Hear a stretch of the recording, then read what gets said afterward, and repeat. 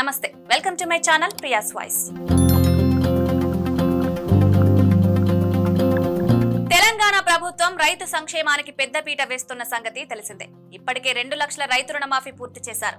మొత్తం 4 విడతల్లో దాదాపు 25 లక్షల మంది రైతుల ఖాతాల్లో 21,000 కోట్ల రూపాయలు జమ చేసినట్లు ప్రభుత్వ పెద్దలు వెల్లడించారు. ఇక కాంగ్రెస్ ఎన్నికల సమయంలో రైతులకు ఇచ్చిన ప్రధాన హామీల్లో రైతు భరోసా పథకం కూడా ఒకటి. ఈ పథకం కింద పంట పెట్టుబడి సాయంగా ఎకరాకు 15,000 జమ చేస్తామని హామీ ఇచ్చారు. ఈ పథకం అమలు కోసం రైతులు ఆశగా ఎదురు చూస్తున్నారు. సంక్రాంతి నుంచి రాష్ట్రంలో రైతు భరోసా పంట పెట్టుబడి సాయం డబ్బులు రైతుల ఖాతాల్లో జమ చేస్తామని సీఎం రేవంత్ సహా పలువురు మంత్రులు వివిధ సందర్భాల్లో వెల్లడించారు.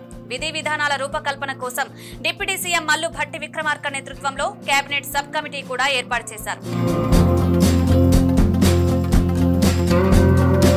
సంక్రాంతి పండుగ కానుకగా పండక్కి ముందే వారి ఖాతాల్లో యాసంగి సీజన్ డబ్బులు ఎకరాకు 7,000 జమ చేసేందుకు సర్కార్ సిద్ధమైనట్లు సమాచారం. ఈ నేపథ్యంలో నేటి సమావేశంలోనే విధి విధానాలను ఖరారు చేయనున్నట్లుగా తెలుస్తోంది.